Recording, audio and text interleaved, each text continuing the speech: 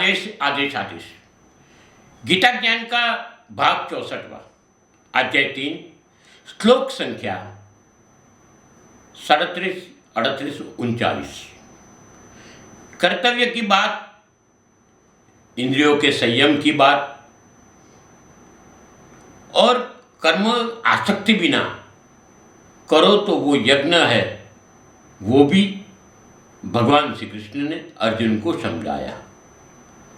तब अर्जुन को प्रश्न हुआ कि क्यों मनुष्य न चाहते हुए भी पाप कर्म में खींचा चला जाता है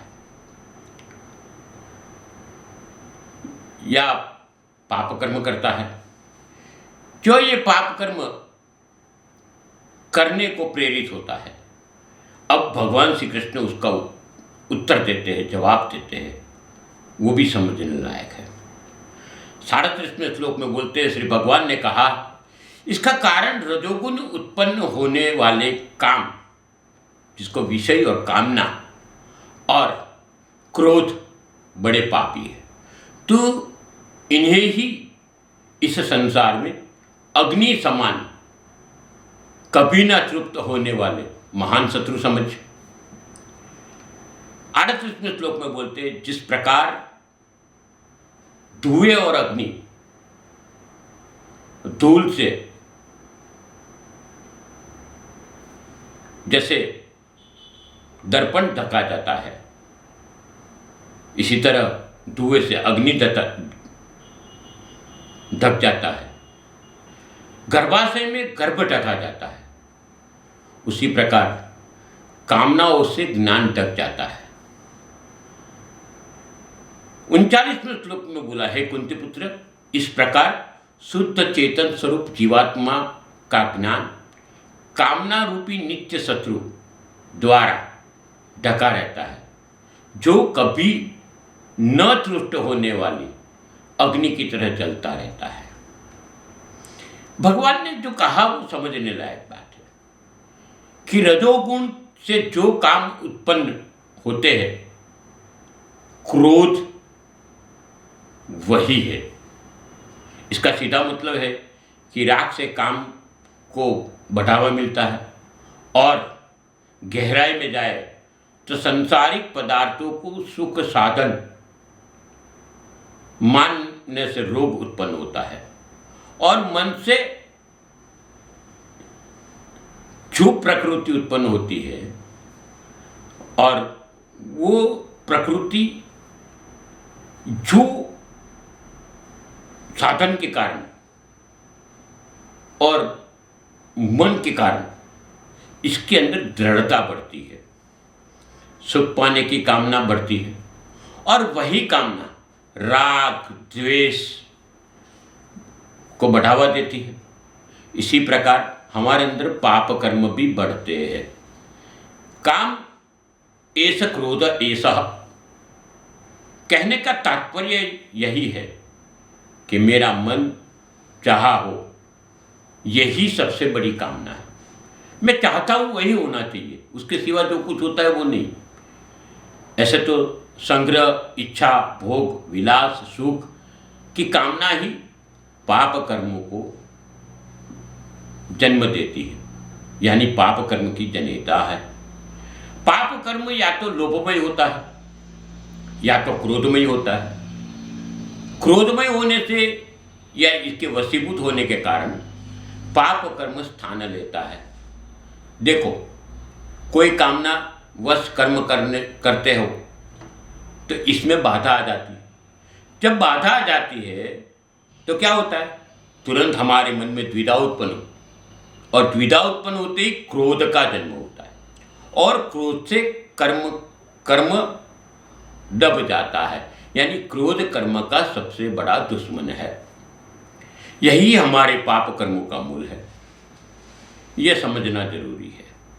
मनुस्मृति में तो कहा है कि लोभ की इच्छा की पूर्ति होने से अधिक लोभ उत्पन्न होता है और वही पाप कर्मों को न्योता देती है।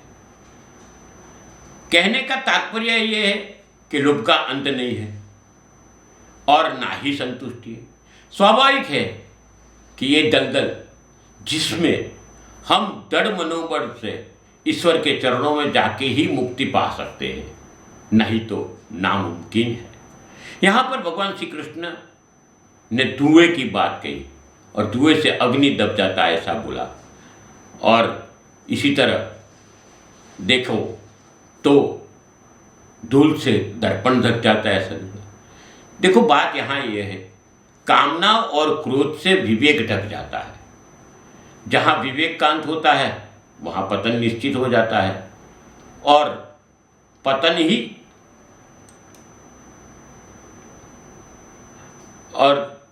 ही हमारे जीवन को नष्ट कर देता है।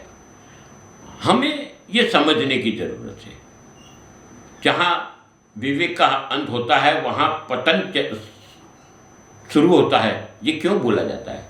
विवेक भी तीन प्रकार के होते हैं। सात्विक विवेक होता है, राजसिक और तामसिक विवेक होता है। सात्विक बुद्धि में कर्म अकर्म कर्तव्य अकर्तव्य का पूरा ज्ञान होता है, ये विवेक के अंदर। राजसिक में कर्म अकर्म कर्तव्य अकर्तव्य का पूरा ज्ञान नहीं होता, अपने मुताबिक अर्थ निकाल लिया जाता है। तामसी में कर्तव्य कर्म अकर्म अकर्तव्य से विपरीत ज्ञान है, यानी क्रोध की उत्पत्ति धुएं की तरह विवेक बुद्धि को ढक देती है।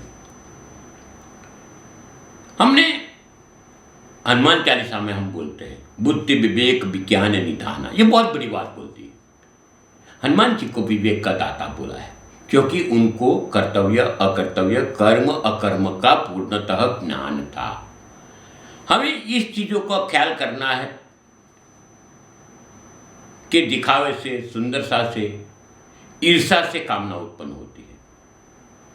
हम किसी का दिखावा देख लेते हैं, हम किसी की सुंदरता देख लेते हैं और इससे ईर्ष्या भी उत्पन्न होती है, तो इसमें कामना उत्पन्न होती है। इसके साथ ही बुद्धि भी इसके वश में चली जाती है।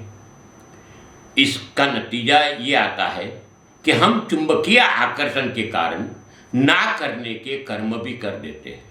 हाँ, इससे छूटने का कोई सद्गुरु के चरण में जाने से ही मुक्ति हो पाती है, बिना इसके मुक्ति नहीं हो पाती। जिस प्रकार अग्नि में आहुति देने से अग्नि कभी तृप्त नहीं होता, इस तरह कामना भुगतते रहेंगे तो बढ़ती रहेगी। जैसे अग्नि भी जैसे जैसे आहुति डालते रहोगे तृप्त होती नहीं, बढ़ती रहती है। और कामना जड़त्व लाती है। हमें 100 रुपये की भूख है, 100 रुपये की संतुष्टि हो जानी चाहिए, मगर नहीं होती है। हमारी कामना 1000 रुपये पाने की होती है। 1000 के बाद में सीधी हम दौड़ लगाते हैं 10,000 के लिए, और 10,000 की दौड़ लगाते हैं लाख के लिए। लाख की कामना पूर्ण हो जाने पर हम सीधे सीधे करोड़ों के पास पहुंच जाते हैं। इसका अंत नहीं है। हकीकत में धन इतना बाधक नहीं है, उसकी कामना विचलित कर देती है और ग्रसित कर देती है, चाहे धनवान हो या निर्धन। दरिद्रता इसकी दूर होती है जिसकी कामना या धन की भूख खत्म हो जाती है। हम सब जानते हैं कि कुछ साथ में नहीं आने वाला, कुछ नहीं आता है, फिर भी हम अंत समय तक कामना में डूबे रहते हैं और व्यर्थ ही जीवन का सच्चा आनंद खो देते हैं। हमारा कर्तव्य, हमारा कर्म, ईश्वर, सब कुछ किनारे रह जाता है। संसार में सब कुछ नाशवंत है, चाहे शरीर हो, धन हो, जमीन हो, मकान हो, कुछ भी इसमें साथी मित्र संबंधी कोई जीव नाशवंत नहीं है, ऐसा नहीं है। हम पूरी जिंदगी खूब दौड़ते हैं भोग विलास और संग्रह के लिए। इसकी बात करूं तो इतने दौड़ते हैं कि हम सब कुछ भूल जाते हैं, खाना पीना समय आराम सब भूल जाते हैं। क्यों? कि हम सोचते अब संग्रहित कर देता हूं, बाद में भुगतूंगा, बाद में भुगतूंगा। तो बात ये होती है कि जब भुगतने का समय आता है तब हमारे भुगतने की क्षमता नहीं होती है। सोचना आपको है, मगर सोचना जरूर, 2 बार सुनना इस बात को और बाद में समझना और सोचना, ये जरूरी है। जब था तब पाया नहीं, जब था तब पाया नहीं, और जब पाया तो पा सके नहीं। ये समझना है। हम पूरी जिंदगी संग्रहित करते हैं, नमक और रोटी खा के सीधा साधा जीवन जीते हैं। संग्रहित करने के लिए सही में जिस टाइम आनंद लेना चाहिए वो नहीं लेते, मगर जब सब एकत्रित हो जाते हैं और निवृत्ति पाके हम सोचते हैं कि अब कुछ नहीं, आराम करेंगे, तब डॉक्टर्स प्रिस्क्रिप्शन देता है आपको यही खाना है, तभी भी आप नहीं भुगत पाते हो। समझ लेना ये जरूरी है। ये चैनल आप तक गीता की बात तो सही, सनातन की बातें पहुंचाती है। तो आपको विनती है कि इसको सब्सक्राइब करें और साथ साथ इस वीडियो को लाइक करें, शेयर करें, सब तक पहुंचाइए सनातन की सही बातें। आप सबके जीवन में परमात्मा और भगवान श्री कृष्ण, गुरु गोरक्षनाथ जी हमेशा कृपा बरसाए रखें, ऐसी शुभकामना के साथ में अस्तु। शुभम भवतु।